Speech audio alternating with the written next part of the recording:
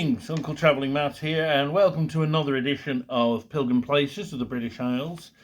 And today I'm going to be talking about what might be described as the big one, possibly or arguably the holiest site in all of England, and that is the town of Glastonbury. Now, I went to Glastonbury last month, but it's not my first visit. I first went on pilgrimage there about 10 years ago, and I found it quite powerful then, and I found it powerful now. So, why is Glastonbury important, and what does it offer both the pilgrim and also the casual visitor? Well, Glastonbury's ancient, and there's been Iron Age settlements there, possibly earlier, and a lot of it's centered around the Tor. So, if you get an idea of the geography, Glastonbury is in quite a flat area of Somerset, but there are hillocks or mounds, which were once islands in an inland sea. And the largest of these is the Tor, and it really is quite a remarkable hill. It's a large hill, it towers above everything else, and it's a very distinctive shape. And on the top, there is a tower. Now, the tower is all that's left of a medieval church that was dedicated to Saint Michael the Archangel. And so, in ancient times, this was a place you would have had to have reached by boat. And the town of Glastonbury at the foot of the Tor was possibly like the largest island in this inland sea. But there were lots of these islands, but the Tor was the distinctive one. And it was recognised as a site of spiritual significance from then. So it was big with the Druidic religion. The Tor itself has a lot of kind of earthworks all around it. And these don't seem to be defensive. They seem to be an ancient labyrinth, which is meant to have some sort of spiritual significance. The most famous references to Glastonbury is one of its ancient names is meant to be the Isle of Avalon. So anybody who's familiar with the Arthurian romances would know that that is the kind of mystical island where the mist between the two worlds part, and he goes there on a boat. And of course around there there's the Lady of the Lake who thrusts up Excalibur. Now, the Arthurian romances are just that, they're romances, they're largely medieval, but they may be based on some older tradition. Well, they definitely are based on some older traditions, some older Celtic, I would say Welsh traditions, but when I say Welsh, I mean like linguistically and culturally, not necessarily within the borders of what is Wales today, because of course the Welsh were kind of pushed into that area by the Saxon invasions. So it's very ancient. From a Christian perspective, the reason why Glastonbury is seen to be so holy is because of another legend. And those of you who are familiar with the hymn Jerusalem by William Blake, so it goes, "And did those feet in ancient time walk upon England's mountains green? And was the holy Lamb of God on England's pleasant pastures seen? And did the countenance divine shine forth upon those clouded hills? And was Jerusalem builded here in England's dark satanic mills?" And the idea was that as a child, Jesus, along with Mary and possibly Joseph, but certainly his great uncle, Joseph of Arimathea, they travelled to Glastonbury. So the idea was that Joseph of Arimathea was a merchant, so he traded in tin, and it is known that the Phoenicians and other Middle Eastern people did trade in tin with Cornwall, and that's documented. So people from that region did sail all the way up to the British coast, which it was. I don't think it was in the British. It wasn't in the Roman Empire at that time. It was just before, and they traded with the locals and had been doing for centuries. So the idea is that Joseph of Arimathea went on a merchant ship and he went to England, and he took his nephew Jesus with him and his mother, and they went to Glastonbury, which is seen as the holy heart of England for the pagan religion. And I guess Jesus learned stuff there. that he later put into action when he had his ministry. And of course, the thing with Jesus, there's this whole mystery of what did he do in his early years, and there's some people say he went to India. I mean, the most likelihood is he stuck around in Israel, but there's a lot of conjecture. Now, the thing is, that story, and of course, after Jesus died as well, there is another legend that Joseph of Arimathea returned and set up the first Christian community, and he returned with Mary. So, Glastonbury is the resting place of Joseph of Arimathea, of course, provides Jesus' tomb, but also potentially Mother Mary, and there's other figures associated, perhaps Mary Magdalene and so on.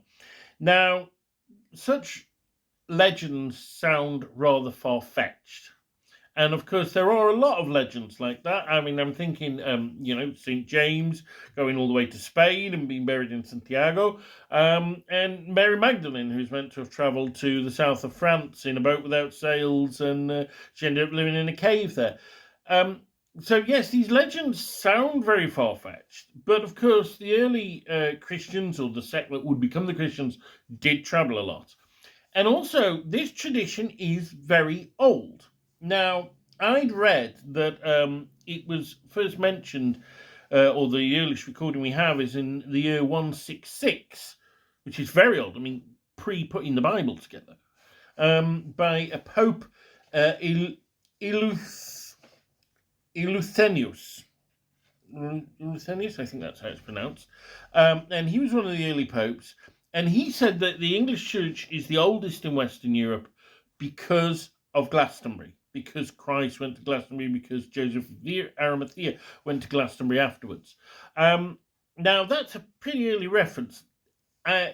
If you look up this pope, there is a controversy about him in that he's said to have had a letter from Lucius, who was a king of the Britons, possibly in South Wales somewhere, saying that they wanted to, convert to Christianity, and would he send an emissary? Now, again,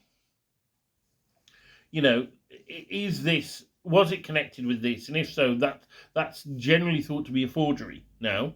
But then it's a forgery dating from the 5th century, which is still very, very early. So what we do know is that, far-fetched though the legends may sound, they're very early legends. They have something in them that is very, very much at the beginning of Christianity. And I think that shouldn't be forgotten. So Joseph from Arimathea goes there, sets up a community, and later that is where Glastonbury Abbey was built. So Glastonbury Abbey, it claims to be, the oldest church in Western Europe, or built on the foundations of, and that was where a lot of the medieval pilgrims would go to. And that's in the heart of the town. So for a pilgrim to go to Glastonbury Abbey is a must. The problem is you've got to pay. It's quite expensive. I went in when did I go first? 2013, I think it was.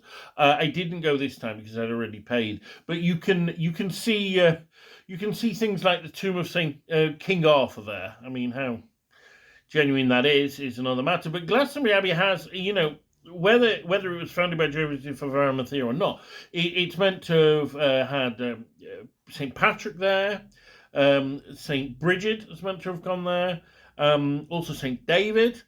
So all the early saints, the big luminaries were there, and later St. Dunstan, who was a major Saxon saint, and he's meant to have formulated his rule there. And indeed, right up until it closed. So in 1539, during the Reformation, Richard Whiting was the abbot, and he resisted the Reformation, and for his efforts, he was hanged, drawn, and quartered on the 15th of November, 1539, on the top of the Tor. So there is this massive, rich Christian history going on there. And of course, there is, as I said before, on top of the Tor, there is the Tower of St. Michael.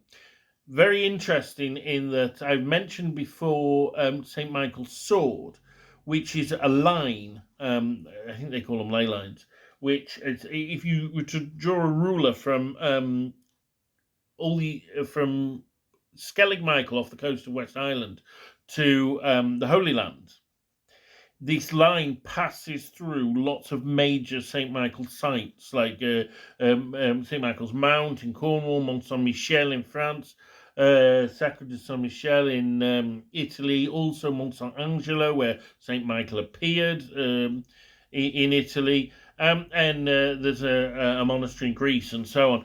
And this is meant to have mystical significance. But there's also another St. Michael line that runs. It starts at St. Michael's Mount and then runs through England. It goes through lots of churches dedicated to St. Michael. And Glastonbury is on that. And it is said that the church covers the entrance to hell, or the underworld, which is probably a Christian reinterpreting of an ancient Druidic belief. And there are people who say that, sometimes when on the tour they see this light or they see this space open up under the church. Again, you can make of that what you will. But yeah, so that's that. So major sites to see, obviously the Abbey, and obviously the Tor. And climbing up the Tor for sunset is incredible. It's very powerful. And there's normally people up there praying, maybe making some music. You can sit in the church. It's very windy. I tried to light some incense up there, and yeah, it wasn't happening. But it is a very powerful thing. And if you half close your eyes, you can almost imagine that it's still an island in an inland sea. It is really incredible to do that. And then also the parish church is meant to have the grave of Joseph of Arimathea in it. But the other holy site is the Glastonbury Thorn. So the legend states that Joseph of Arimathea, when he set foot, he got out of his boat and set foot on Glastonbury on a hill outside the town, he stuck his staff into the ground and it turned into a thorn tree. And that is the Glastonbury Thorn, and that grew there and was venerated for like a millennia or so until the Reformation, when it was chopped down. But cuttings were taken, and it was replanted later. Unfortunately, when I went in, I think 2010, 2011, 2013, I can't remember exactly, it had been vandalized. So vandals had attacked it, and it was almost dead, and they were trying to bring it back to life, and it was looking pretty sorry. When I went this time, basically it's gone, and that's because the guy who owns the land reckons he can save it, and he's looking after it, but not there because people keep taking cuttings and tying prayer ribbons to it and so on, and so they've planted a sapling, a cutting from the original there. And that is growing in its place. So the thorn's not that much to look at the moment. But there are lots of other cuttings from it. There's one in the churchyard, there's one in the Abbey, and there's one in the Chalice Well. And I believe that every year a little cutting from the thorn is taken and given to the king on his Christmas breakfast. And the thorn's interesting. It flowers twice a year. It's quite rare. It's a variety only found in Glastonbury, and it originally comes from the Middle East. So there may be more truth in these legends than we realise. So that's that. I mentioned the Chalice Well. So there are two wells in Glastonbury. There's the White Spring and the Red Spring. And the Red Spring is called so because it comes out like iron oxide, so it's quite orange. Whereas the White Spring, even though it kind of comes up at the same place almost, it doesn't. And that's far clearer.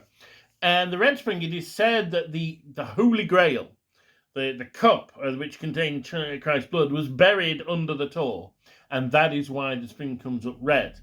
And the well is now called the Chalice Well, obviously Chalice from the Holy Grail, and that's at the foot of the Tor, and it's a beautiful garden. It's kept by a group. I think they're a pagan group who keep it, and it's really, really beautiful how they've done this garden, and it's got a beautiful cover, and it's decorated.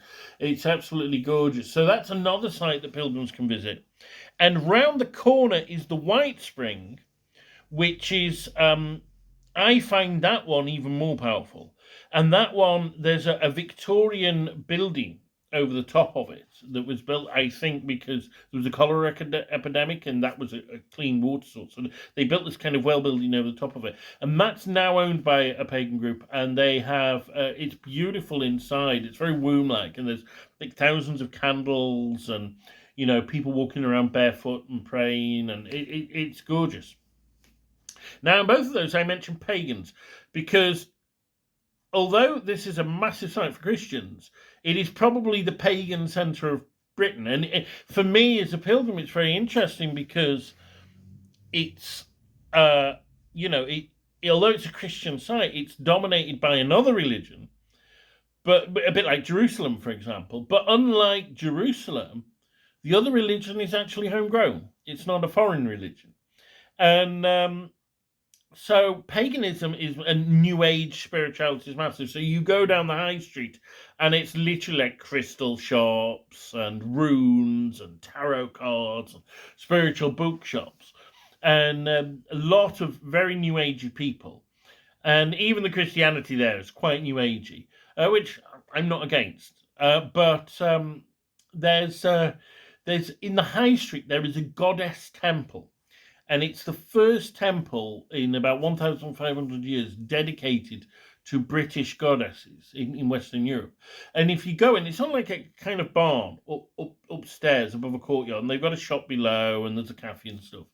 And it really is quite a wonderful place. I've been exploring the feminine aspects of the divine recently, and you go in there and it is very feminine. You sit on cushions, and it's a great place to meditate and relax. And in my last pilgrimage I went there twice, and they've got this wonderful part that's almost like a teepee. It's like for private petitions, if you've got a particular prayer. And when you go in, there's these life-size wicker figures of the 9 Morgans, which are like 9 goddesses of Glastonbury, and they kind of enclose you and protect you and succor you. It's brilliant. It's really nice. So again, that's another place, depending on your theology, that can be worth going to. But all in all, I just think there's an energy and there's a sanctity about Glastonbury that it's not like Walsingham. Walsingham's very feminine. This is feminine, but it's also got this aura of mystery. It's this aura of ancientness. I love it. So that's that. There is a lot more to see in Glastonbury than I mentioned, but I've been talking for almost 20 minutes already, so it's probably time to stop. This is me, Uncle Travelling Matt. Keep travelling.